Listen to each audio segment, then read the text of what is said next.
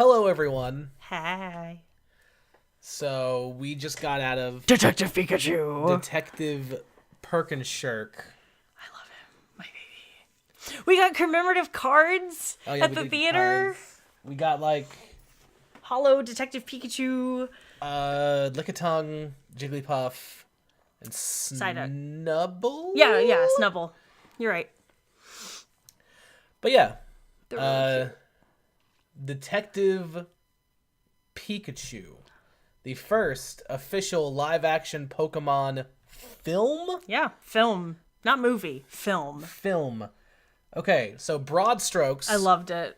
Out of the gate. I genuinely thought it was a fun ride. It's good for all ages. Like, Ryan Reynolds is the perfect choice for this. He was actually way better than this than I thought he was going to be. Justice Smith was an excellent I thought he was going to phone it in and he didn't. No, he loves this stuff. He genuinely, is here to have a good time. Ryan Reynolds is your friend. Trust him. Fine. But, so you loved it. I loved it. It was so fun. I was laughing the whole time. I cried a little bit. There's just so many visual, marvels and oddities and cues, and it was just so cute. It was so cute. Ah. Okay, I'm good. I really liked it. Yeah. I thought the biggest takeaway was the Pokemon. Oh, the designs of... And, seeing them, in the world. In the world was, I don't know, it's just one of those things where you've, thought about it and imagined it for 20 years. And then finally seeing it, it's yeah, that's it. It's just it's just satisfying on a level that's hard to articulate on. No, I gotcha. But that was the best part of the movie for me. Yeah, just how integrated everything was. Yeah, I liked how much it kind of assumed you knew what Pokemon were. It's you know why you're here. Yeah. We know why you're here. Right. Let's just watch the movie. It does a little bit to intro it. Right. But just a little bit. Right. But even then, we took our friend Max and they'd never played Pokemon, seen it, read it, nothing, and still really enjoyed the movie. No, actually, yeah, that's the thing. We brought them. And they were not a fan previously. And when we got back, we talked for an hour. Yeah. They were like, I want to know about Pokemon now. We got you. Let me get that Game Boy set up. Let me find my chargers. That was cute. There are 800 of them. What? Yeah. And there are games, and there's an anime, and there's other movies that are animated. And there's a Bulbapedia that you need to study. So yeah, it was an intro for our friend Max, and it was interesting to see their reaction to it. Yeah. However, I have to be the Debbie Downer here. All right, go in. As a movie, yeah, it is okay. As an experience for a Pokemon fan, it's fantastic. Okay. What are your dislikes about the movie? It's just thematically, pacing, it's style-wise? One of those things where I can't. It was officially rated PG. It's true. So let's take that into consideration. I can't pinpoint a thing that is wrong with it. Okay. It's just never in terms of writing or I guess acting. Okay. Spectacular. Outside of Ryan Reynolds' Pikachu. Yes, perfect. Where he kills it every single time. Nailed it, every line. Justice Smith is not a bad actor. I liked his acting. But he didn't go 110. His character was kind of underwritten. Yeah, a little bit. I think in objective, just average moviegoer, I'm looking at this movie. I would say where the movie exceeds an average. Okay. Is not just the Pokemon visuals, but I thought the lighting was really good. The color was really good. Oh yeah. Environment was fantastic. The colorful noir and the lighting was all really great. Yeah. I think everything about this movie visually, it excels expectation. Oh yeah. Cinematography was really good. Yeah. The special effects were mostly good. There were like one or two scenes. There were a couple, and I but don't know if it was like because of the screen, because of the version we're watching. I don't know. It could be anything. But I think there were only one or two scenes, and there's a fuck ton of CG in this movie. Yeah. And the fact that they made it consistently as it was for like how relatively low budget the movie was, right, is super impressive. Oh honestly. Yeah. No, like this was definitely like a project of love. Like everyone that worked on this knew what they were doing. You could definitely tell that the people who worked on it did love what they were doing and were excited about it. Yeah, you could tell in the background designs and just how the shops were designed. No, yeah, this is going to be a movie where you want to watch it 4 or 5 times and just look at the background. Yeah. No, I was trying to like read signs and read the background and see the shops. But yeah, visuals are outstanding. It's a fantastic movie visually. But once again, objective. Yeah. In terms of like writing and like, I guess, just moviness, maybe like a really high 7. You say 7 every single time. I need somebody to go through. Movies are just good. Clip every single rating that Will's given. I swear to God, it's a 7. Like, but your 7s aren't consistent. They aren't. It's a good movie. Yeah. I would say the best thing I can say about it, honestly, is aside from visuals, is that it's not like incompetent. It's not bad. Yeah. It's not like an embarrassing. Yeah, no, it's fun. Mockery. Like most, I'm proud to have this in the Pokemon movie echelon. Video game films are, where it's just like, oh my god. Like, we saw the Sonic trailer before this movie, and I was still embarrassed about it. Yeah, we did. That looks awesome. That looks horrible. But I guess the big takeaway is that this is a good entry. But there is tons of room to grow. Oh, yeah. For the next live-action Pokemon film. Which they're doing. I really hope they are. It's gonna happen. So, yeah, just non-spoilers. Yeah. I liked it. As a 20-year Pokemon fan and as a 30-year moviegoer. Yeah. I liked it. It is a good movie. Take your kids, take your parents, take your friends. Fund me a bigger movie. See it 80 times. Yeah, true. I definitely think it deserved more financial attention. Well, I think it was they're just playing it safe. Yeah. As they do. Yeah. The Pokemon Company is a very smart company, Bella. They're very shrewd. They know their schemes. Yeah, it's so non-spoilery, I think the cast is fantastic. You got Ken Watanabe, you got as we said, Justice Smith, Ryan Reynolds, obviously. But they got Bill Nighy, which like he's Bill Nighy. He's like he's that one tall British guy that everyone's seen in something, but you never know what he's from. For me, he's Slarta Bartfast in The Hitchhiker's Guide to the Galaxy, and he's in a bunch of like the dad from Shaun of the Dead. Yeah, he's in a lot of Simon Pegg movies. He's a well-respected actor. He's so great, and I'm glad that they got him for this movie because I honestly didn't pay attention and didn't realize he was in the cast. He wasn't really on the posters. I think he was like a surprise, which I really enjoyed. That was a good. It's always nice seeing Bill Nighy. I know he's so nice. I think Cass did a good job. The girl that played the character Lucy in this movie, who's like a reporter, she was adorable. Like a little over energetic personally. Like I wouldn't be friends with her, but she's like super cute, very Pokemon sidekick. Like if you've played the games, you have the rival, the sidekick that goes with you on your journey. Yeah. She is very much that, and I really appreciated it. I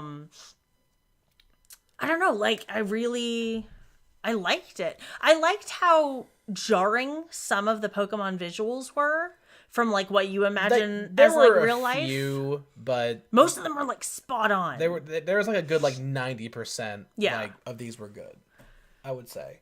I mean, but even then, like we mentioned one. Not gonna tell you the scene, but you see a Gengar. Well, he's in the trailers. Oh yeah. And Gengar looks a little fucking weird, but he should. He's a spooky he's ghost a scary man. ghost man. Like, but it really kind of puts things into perspective because you don't think, oh, it's a flat cartoon image. This is an animal. This is a real animal. It's gonna have teeth and spit and eyes and weird eyebrows and you know it's. Okay, so we're gonna go into spoilers now. Yes. If you haven't seen it, go see it and Go see it. Stop watching. Get a couple of those card packs and then tell me if you get one of the variants, because And send them to me. Send them to Bella. Send me your Mewtwo card. Send me your cards. That's what I was like, hell yeah, there's collectible cards. It's like the first movie all over again. It is. Anyway, spoilers start now. Yep. Mewtwo. I loved it. He's in it. I loved it. That's hardly a spoiler because he's like the He's first in the thing trailer, he's, yeah. no, he's the first thing you see in the movie. Yeah, that's true.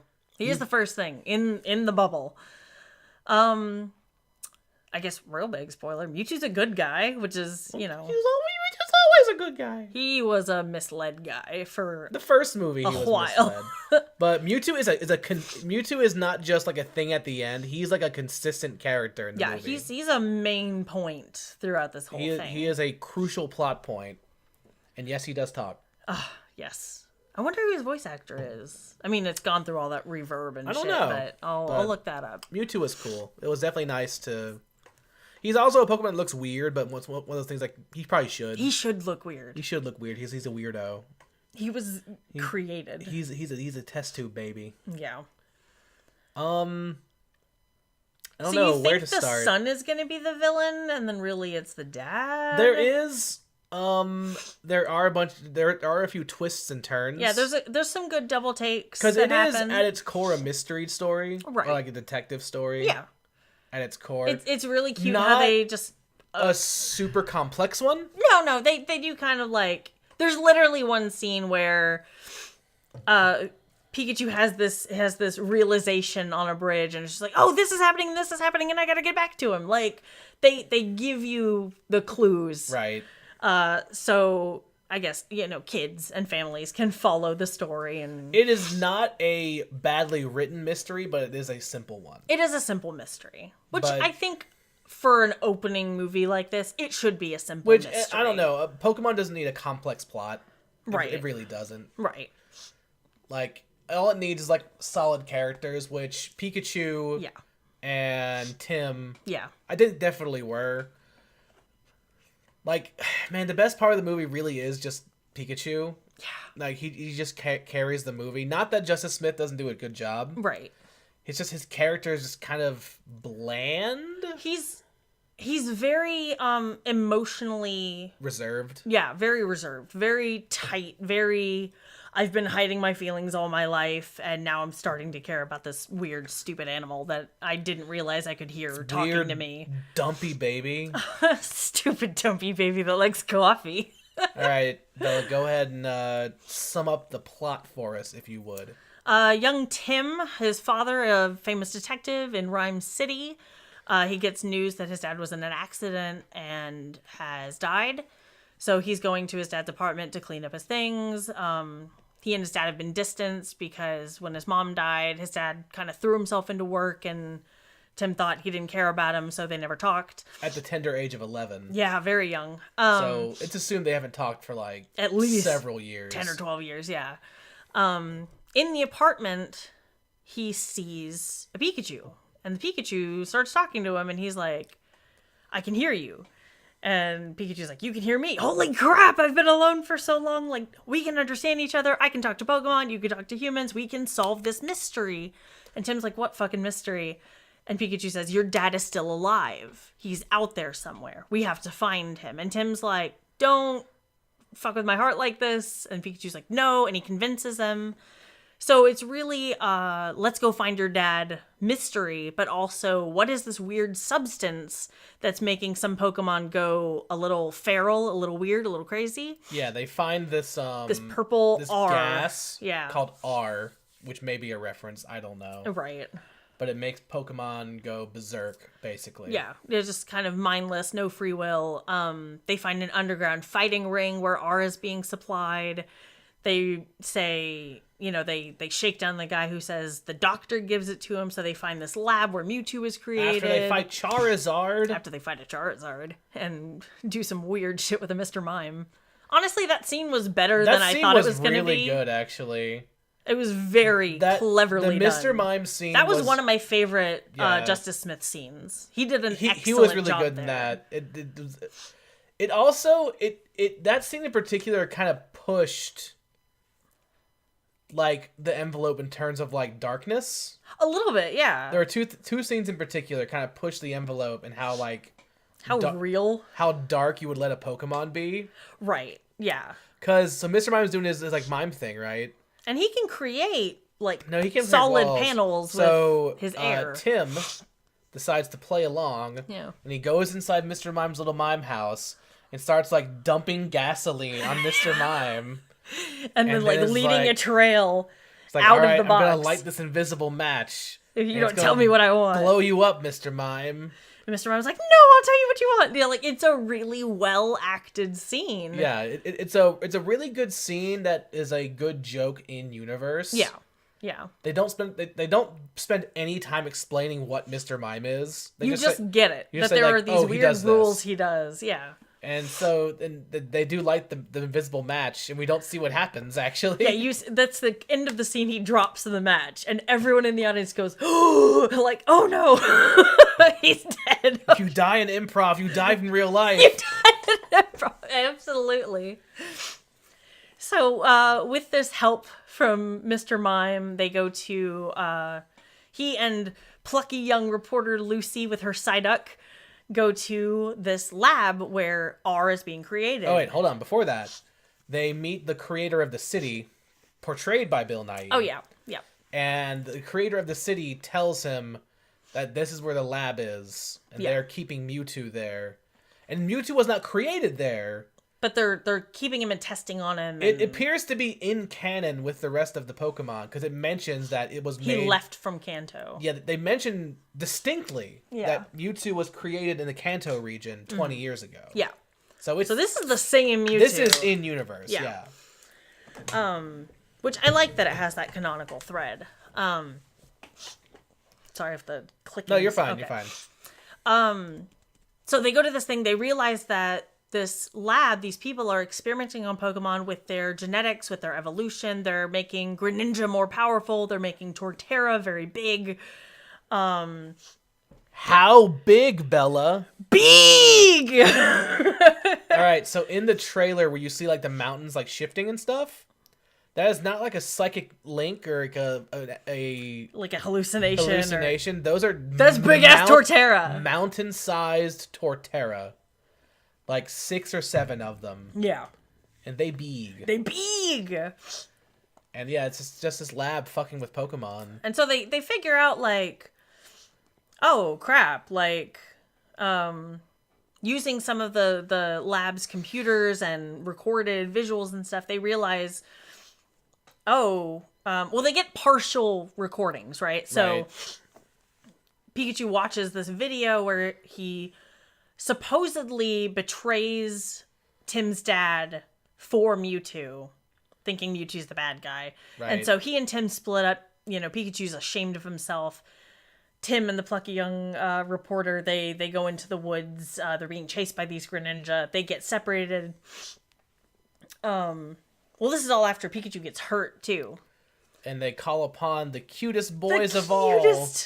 Greenest boys, the Bulbasaur squad, that carry him into this little valley, and they lay him on a little table, and then Mewtwo gets captured, and it's real spooky because he's trying to tell them, like, I'm trying to help you. Like, you realize this is not a bad guy. So essentially, that Mewtwo broke out to help Tim. The creator of the city wanted to get Mewtwo so they could extract this. So because the gas that makes Pokemon feral is like extracted from him. Yeah. In some degree. I would say a mix of probably his psychic power and his blood, probably. Probably. So the big plan is that, okay, so the creator of the city is like crippled. Yeah. He can't use his legs. Yep. So his big plan is he found out if Pokemon in a rampant state, you can use Mewtwo's ability to transfer your mind into their body. Yep. So essentially, he takes over Mewtwo's body. Because, why wouldn't you? Right. Why wouldn't you want the biggest, Why wouldn't you want to be the most powerful being? The most powerful Pokemon ever. Yeah. But he's like, I think this is good for all humanity. And he releases these using parade floats. Yeah. He releases the R gas over the city, claps his hands, and everyone is Pokemon. Yeah, he starts putting people into Pokemon. As weird as that sounds. Right. Yeah, he's like, merge! And so now it's up to Tim, Detective Pikachu, who realizes, oh shit, I'm not a bad guy. I gotta get back to Tim. Tim's also realizing, oh no, the old man's the bad guy. Mewtwo was a good guy. Crap. Yeah. So the whole big fight is Pikachu distracting Mewtwo long enough for Tim to get the neural link off of the old man, The host body. the host, so they can separate. But he is being stopped. Oh my god! By human Ditto. That's the worst part. Okay, literal like body horror trigger warning. Human Ditto is an abomination and should not happen. Ditto turns into humans and he still has the beady eyes. Yeah, like throughout the movie, you see this girl in like a sharp suit, pink hair, and sunglasses, and you think, oh, she's just a crony, right? She looks like a Team Rocket crony, right? Yeah. And then they're in the main penthouse office, and she takes her sunglasses off, and she's got the beady Ditto eyes, and I like wanted to cry. That was the most scary, horrible thing. Everyone in the theater was like, "Nah, we're not cool with this shit. Please don't." Yeah, that was fucked up. Ditto shouldn't look like that. And then he takes two human forms. He takes Lucy's form as well, and it's equally as. That was a good line for Tim, though. It's like, I feel no guilt about punching a beady-eyed version of the woman I'm attracted to. Like, that was really cute. Tim and Lucy have a very like light romance. Yeah, it's a very, oh, you're cute. Oh, you're cute. You're a cutie. We have a job to do. Let's go. Let's go. Business. Yeah, it was a very, we gotta be business. So yeah, eventually, Tim does get the thing off of the old man, which frees Mewtwo. Yep.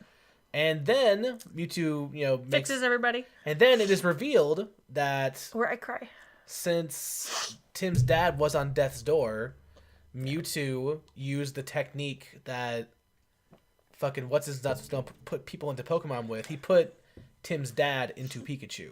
Yep.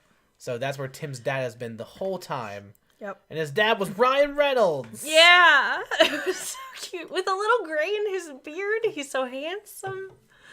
And then Tim, at the end of the movie, decides, like, I'm going to get to know my father. I'm going to stay here. I'm going to become a detective. Let's... And Pikachu says, Pika Pika. He's so cute. I'm going to cry. like, y'all, genuinely, like, pretty basic storyline. Adorable. Absolutely adorable. It is a very cute movie. Dialogue on point. Ryan Reynolds on point. Justice Smith has a very convincing crying scene that made me tear up a little bit. Like, it does.